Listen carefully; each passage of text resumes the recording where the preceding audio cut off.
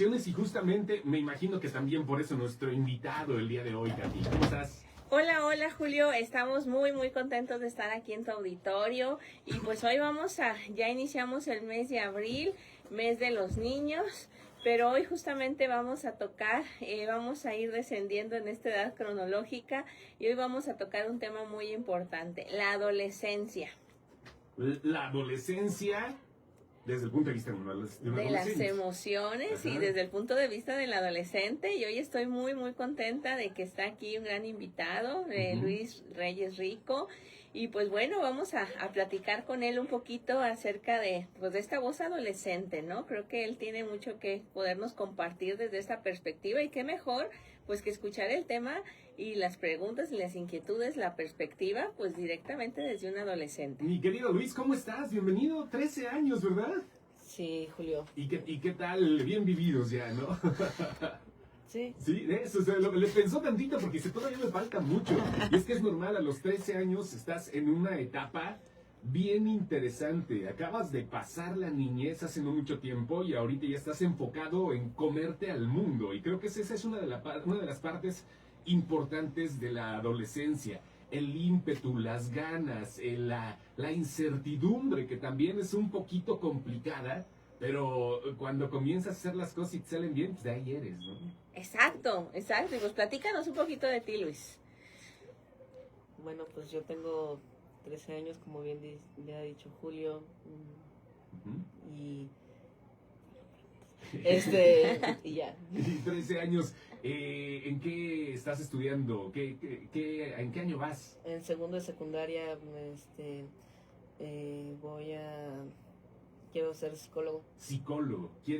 Ya estás pensando desde ahorita tú lo que quieres ser. Eso es bien importante cuando tienes desde que estás en una etapa de formación, ¿no? En una etapa todavía de educación básica, que tengas fijadas las metas a fin de cuentas. Quieres ser psicólogo, vas en segundo de secundaria.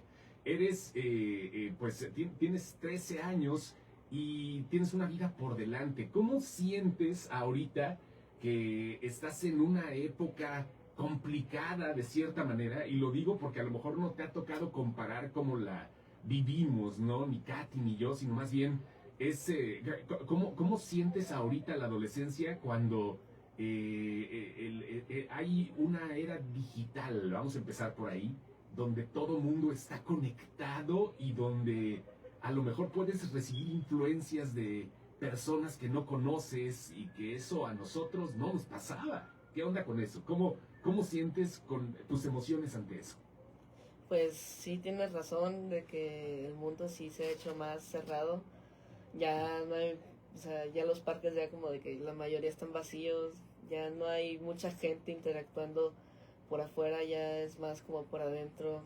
Siento que eso genera alguna tristeza, por así decirlo, genera depresión. ¿Tu convivencia con tus amigos de secundaria, cómo es? O sea, en los tiempos anteriores, ¿no? Nosotros que somos generación X, millennials, a fin de cuentas, era mucho de salir, era mucho de verse en las tardes, era mucho de tener a lo mejor alguna cuestión para tener actividad y presencia física con los demás. Ahorita te mueves más por redes en tu etapa adolescente, te mueves más chateando con tus amigos que viéndolos de frente. Totalmente. ¿Sí? Totalmente, sí. Y que de repente cuando se ven de frente me imagino que no tienen de qué hablar. Más o menos como de que no tenemos de qué hablar. Sí. ¿Hace falta los emoticones? Sí, hacen falta los emojis, ¿no? Es que te pones a pensar, ¿qué onda? Yo creo que ese es uno de esos cambios y lo vemos desde una perspectiva adulta. A nosotros nos tocó el proceso de adaptación. Nosotros, hablo de mí, ¿no? Yo nací en los 70, finales de los 70. Ahorita en los 80 me tocó crecer y me tocó el cambio de lo analógico a lo digital. Y ahorita estamos en lo analógico a de lo digital a la inteligencia artificial. O sea, hay un mundo de diferencia que nosotros nos tocó adaptarnos, pero ellos ya son nativos de eso, Katy. Las emociones se pueden manejar distinto, muy diferente. Sí, claro, porque incluso hasta ya no tener esa libertad o espontaneidad de poder platicar o hablar directa, se vuelven más introvertidos, ¿no? Sus conversaciones de igual manera pues fluyen más a través de una pantalla, de un teléfono, que poder interactuar con las otras personas, me siento así, ¿no?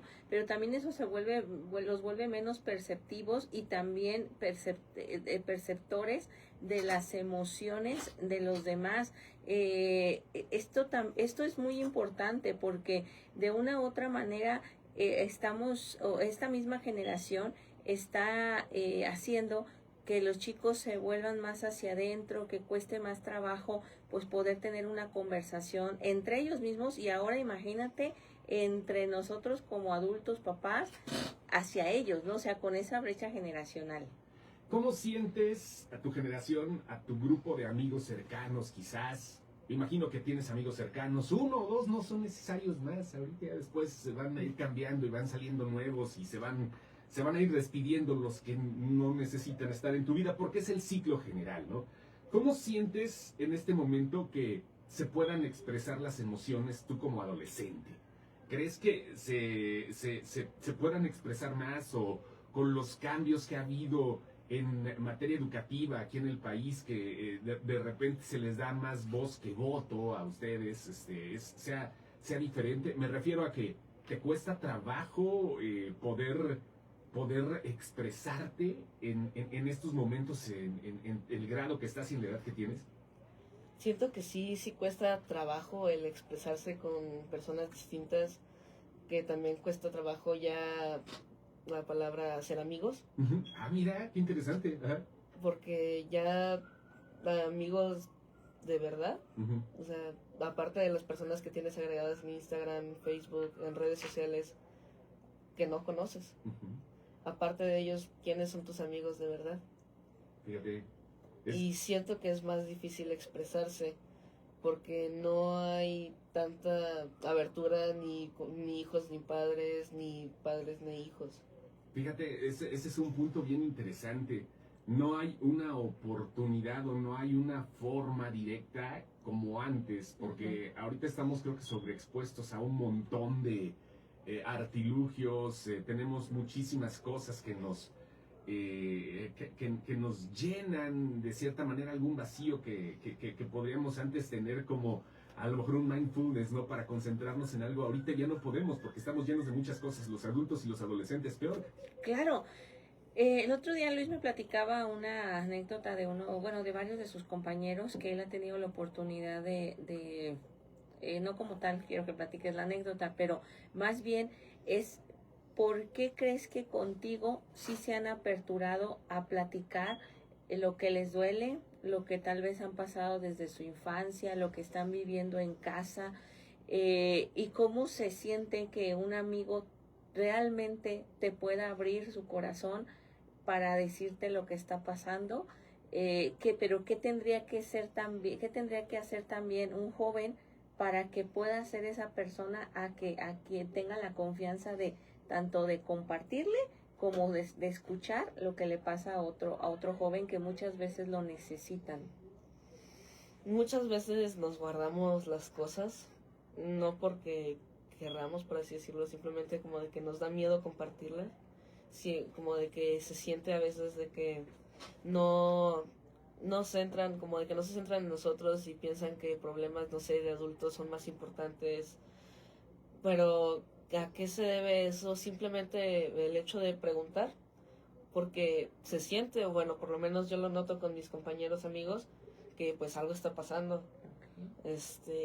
Noto, por ejemplo, que no son los mismos, que tienen un cambio en su perspectiva, por así decirlo. O sea, no son los mismos como el día de ayer, porque ahora están más solitarios, más cerrados.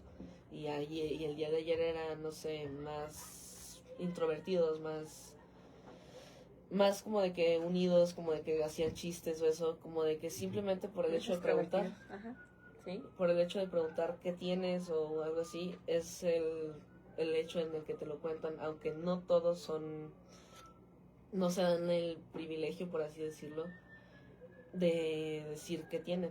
Ok. Y con los adultos, ¿qué condiciones o qué requerirían? Me gusta mucho todo esto que dices. Me gustó mucho lo que dijiste. Los adultos piensan que sus problemas son más importantes que los nuestros. Y no se trata aquí de que yo vaya a categorizar el problema más importante o el problema menos importante, pero es que es la vivencia que el adolescente está pasando y que efectivamente en el consultorio también es algo que me dicen y quiero resaltarlo porque, por ejemplo, esa niña o niño que terminó con la novia y el papá es así como, ay, ni que te estuvieras divorciando, ni que te hubieran corrido del trabajo, ni que ay, pues era tu primera noviecita, ¿no? Entonces, quieras o no, minimizamos. Entonces, ¿qué necesitan ustedes como adolescentes para que se sientan que no lo minimizamos sus emociones, que no nos cerramos y que por ende puedan tener un espacio para expresarlos, pero enfocado más en el tema de adolescentes hacia los adultos, sobre todo en este caso los padres? Yo siento que tampoco los padres se dan la abertura de platicar mucho con sus hijos y siento que ese es un punto muy importante porque si no hay esa apertura de ninguno de los dos lados, no va a haber comunicación. Si los padres se abrieran, no digo que los hijos no quieran contarles o no digo que los hijos sí quieran contarles, pero si los padres se abrieran a contar, no sé, principalmente no solo su vida, pero no desde la soberbia, sino por ejemplo decir, ayer me pasó esto en el trabajo, pues fíjate que sucedió esto. O sea, algo recíproco también, que ellos sí, hacen, sí. Ok, entendido. Ajá. Que ellos primero cuenten una parte de su vida y que ya después los demás cuenten la suya, así es como se va turnando, por así decirlo. O no sé, compartir experiencias o sacarlo de la zona de confort, no sé, ir al cine, ahorita que está la película de Mario Galaxy, o alguna de esas cosas, ver la tele, jugar videojuegos con ellos, intentar comprenderlos, conectar con ellos. Okay. Interesante, sí, fíjate que tienes toda la razón del mundo. Antes estábamos por los tiempos y por todo lo demás, cómo se vivía, era básico, ¿no? Sentarte en la mesa a comer todos, ¿no? Cuando se podía y hacer una convivencia ahí. Ahorita, digo, los teléfonos y todo están cambiando por completo la situación.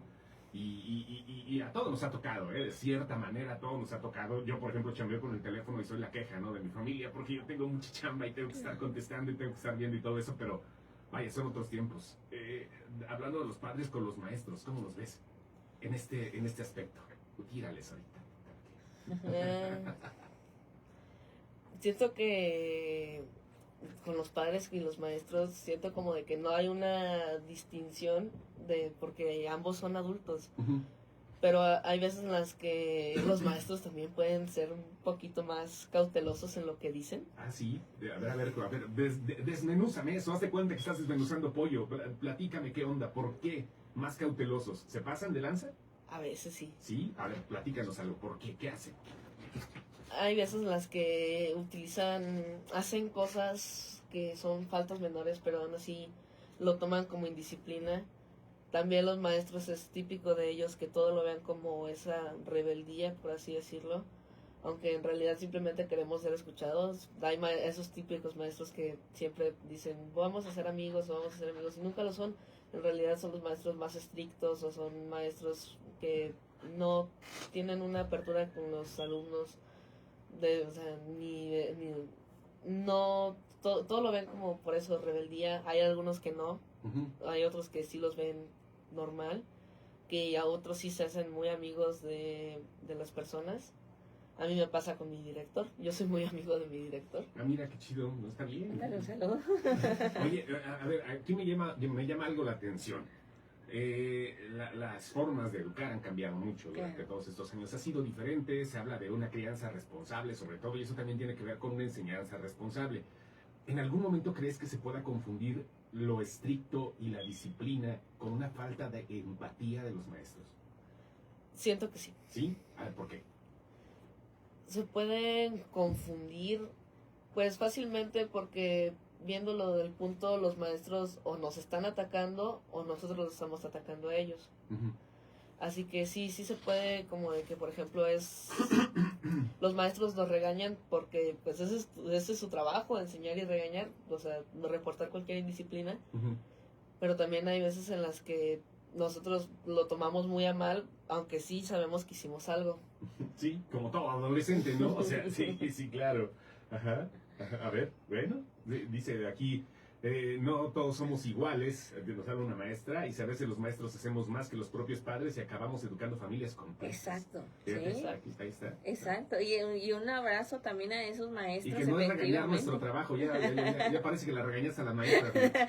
No, al contrario, o sea, por ejemplo, resaltó a su director y efectivamente su director es una persona muy cercana, le mandamos un saludo y que se pone a apertura a escuchar, que a pesar de que ella es una persona a lo mejor de otra generación, se baja a un aspecto muy jovial para poder conectar con ellos. Y justo, yo quiero preguntarte algo, porque esto es muy importante escucharlo de voz de un adolescente. ¿Cómo se manifiesta? Cada persona va a ser individual, me queda claro, pero ¿cómo se manifiesta un adolescente herido? Decías algo de la rebeldía, pero también ese adolescente que tal vez es bulleado por sus compañeros, ahorita vamos a hablar del bullying, que tal vez no tiene una comprensión tal vez en casa por la ausencia de papás, que tal vez no ha tenido también un foco como maestros, como la persona que nos mandó el mensajito, y cómo reacciona, cómo vive ese desconsuelo un adolescente. Yo creo que hay bastantes cosas que son muy básicas de eso. Una es aislarse. Uh-huh. Es la más básica, creo, que es aislarse, no contar nada, como de que las convivencias entre padres e hijos también ya no son las mismas, ya son muy cerrados. Los adolescentes ya no, como de que ya no quieren convivir con los papás, eso como de que ya no quieren ir a ciertos lugares, ya no quieren, por ejemplo, ir a la escuela, ya no quieren ir, ya la odian porque tal vez ahí le hagan bullying o sufra algo. Pero otras veces se convierten, por ejemplo, si se convierten en bullying, ellos se convierten en la persona que ejerce el bullying. Exacto. Y entrando con el tema del bullying, porque también has vivido y has estado cercano a casos de bullying, tanto de entender a la persona que lo padece, obviamente no justificar el tema del bullying, pero también entender la persona que hace el bullying, que también es una persona que también viene desde una herida, tal vez de humillación, de rechazo, y que eso lo lleva también a generar o transmitir esa misma violencia que tal vez viene arrastrando de su vida en otros. ¿Qué mensaje o cómo ves tú la perspectiva del bullying a medida de justo de la persona que lo hace y la persona que lo recibe? La persona que lo hace o el por qué lo hace, porque siempre va a haber un por qué. El problema no es que cómo lo haga ni por qué no es cómo lo haga, sino es por qué lo hace. Porque siempre va a haber algo el que lo motive a hacerlo. Uno no hace las cosas porque no lo motivan. Por ejemplo, la mayoría no lee un libro porque pues no quiere leer un libro, no lo motiva a leer un libro. No, otros sí se motivan a leer un libro y se agarran los libros hasta de la escuela y aprenden mucho. Pero siempre hay un porqué. ¿Por qué te motiva? Y desde la vista de las personas que son bulleadas, tampoco se tienen que ir a rebelar, por así decirlo, contra las personas que les hacen bullying. O sea, como generar más violencia. Sí, porque la violencia no va a matar a la violencia.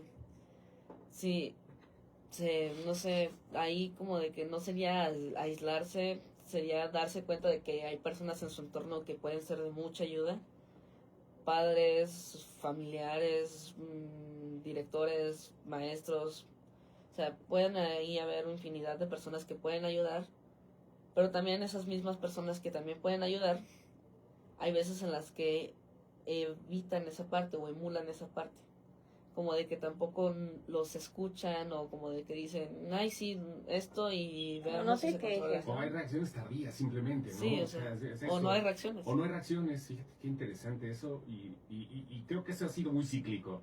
Desde tiempos inmemorables el bullying ha existido, se le llamaba a diferente forma, claro. ¿no? Y después llegó el término anglosajón a cambiarlo todo, pero siempre ha habido mucha gente que prefiere permanecer callada a aportar algo, ¿no? Y creo que también eso de cierta manera ha generado que la respuesta sea violenta, ¿no? Porque llega tanto a cansar a la persona bulleada, Claro. que se tiene que haber una respuesta contundente, y a veces sí sale peor, hay que ser sincero, ¿no? Pero a veces no hay de otra. Efectivamente. Ese es el punto. Nos mandan mensajes. A muchos se nos olvida que somos seres humanos los maestros, súper complejo, obviamente. Fortalecer la comunicación y empatía es fundamental. Es tan compleja y hermosa la educación. Otra maestra nos dice, híjole, es que somos maestros, no debemos del todo ser amigos, sino acompañantes, somos ejemplos, somos guía. De alguna manera somos puerto seguro para muchos alumnos porque se sienten más seguros en la escuela que en casa. Lo que nos queda es ser escuchas, pero también es peligroso para nosotros porque ahora cualquier cosa se puede malinterpretar y nos pueden acusar de cosas que no son, solo porque los papás no están de acuerdo en que se pongan reglas en la escuela. Se les está olvidando a la sociedad que en todos lados existen reglas. Efectivamente, yo creo que mi honra para todos los maestros que nos escuchan, hacen un trabajo vital. Para mí es de los trabajos vitales porque están formando y están formando desde su área, desde su área de responsabilidad, que es la educación escolarizada hacia estos jóvenes, niños.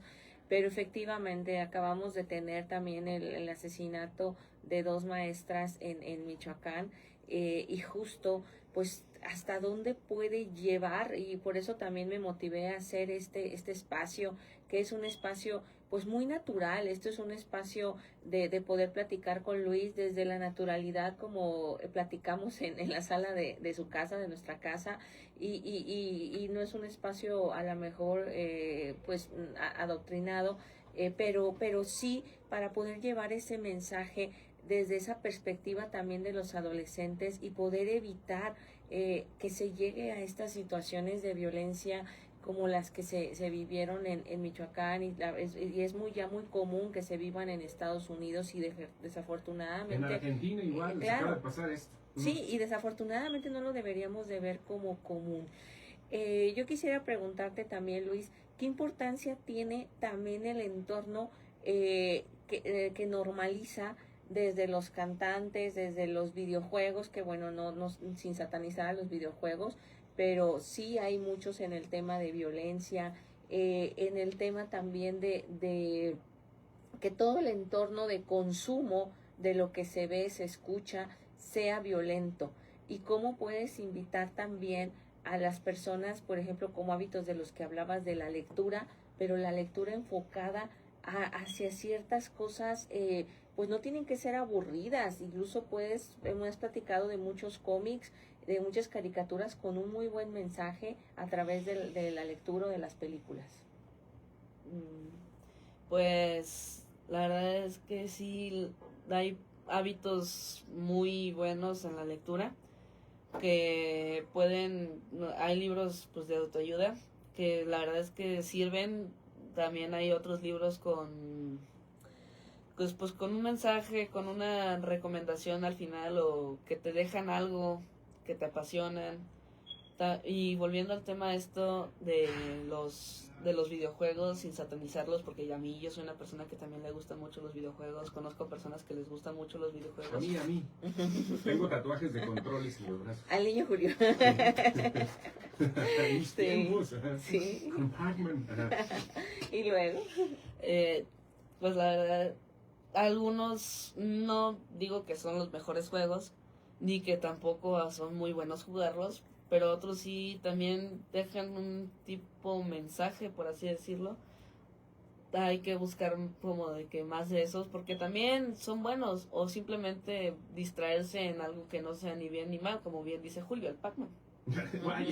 Del Pac-Man también no creas, imagínate, es una bolita en un cuarto oscuro comiendo píldoras, o sea, todo tiene mucho que ver con las cuestiones exacto, que le vayas manejando en tu cabeza. Creo que todo tiene que ser con orientación. Ya a tu edad estaba jugando Mortal Kombat, o sea, no había problema de todas maneras, porque creo que el punto aquí es saber separar la ficción de la realidad, y eso es lo que le falta a la adolescencia desde mi perspectiva, claro, que no tienen una orientación que los ayude a ver cuando las cosas son reales o son ficticias. Ese es el gran problema, porque los niños o los adolescentes crecen creyendo que los entornos que son los de moda son los que le van a pasar a ellos, y no es cierto. Desde ahí, desde ese punto, cuando ya aprendes a diferenciar que las cosas son Ficción las y cosas son realidad. ficción y realidad desde ahí, ¿no? Y Y- yo sí voy a sí. jugar Grand Theft Auto, tú te vas a tener que esperar 5 años.